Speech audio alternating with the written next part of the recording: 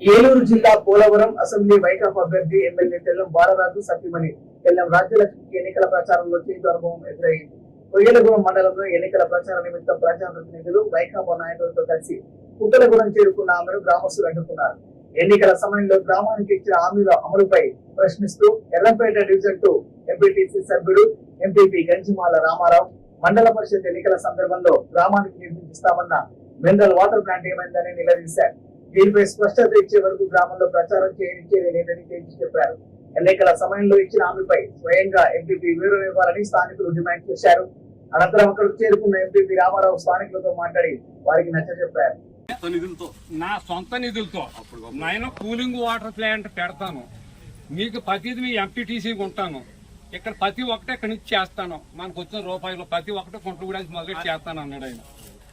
అప్పుడు గ్రామస్తులందరం యాకేసి మేము పక్కా తెలుగుదేశం మేడం గారు ఆ రోజుల్లో మేము ఏం చేసామంటే రోజు యుద్ధపాతి పథకం మీద వైఎస్ఆర్ గవర్నమెంట్ వచ్చింది కాబట్టి ఆయన మీ ఎంపీటీసీకి ఉంటానంటున్నాడు. సరే అని చెప్పి కుర్రోళ్ళందరికీ 3 రోజులు నచ్చజెప్పి మన పార్టీ ప్రెసిడెంట్ నాగేశ్వరరావు గారి సమక్షంలో అన్నీ చేసేలాగా మేము కమిట్మెంట్ అయ్యి ఆయన చూపెట్టి ఓటేసాం. ఏం మేము చేసిన పాపం ఏంటమ్మా, పెనుటి భార్యలు ఇద్దరు కూడా ఇంటింటికి తిరిగి మైకా పుచ్చుకుని మీకు ఏది కావాల్సిన ఇక్కడ నుంచి మేము చేస్తామని మాకు ఇచ్చిన మాట ఏంటి?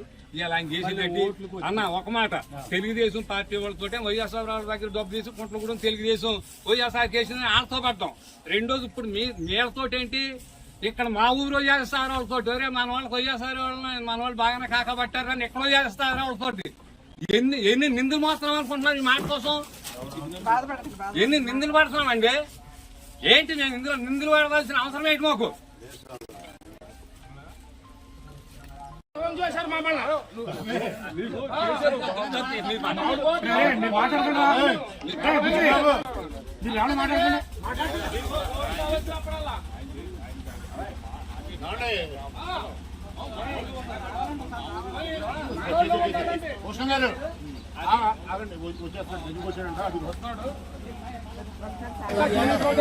వచ్చింది కానీ ఈ దగ్గర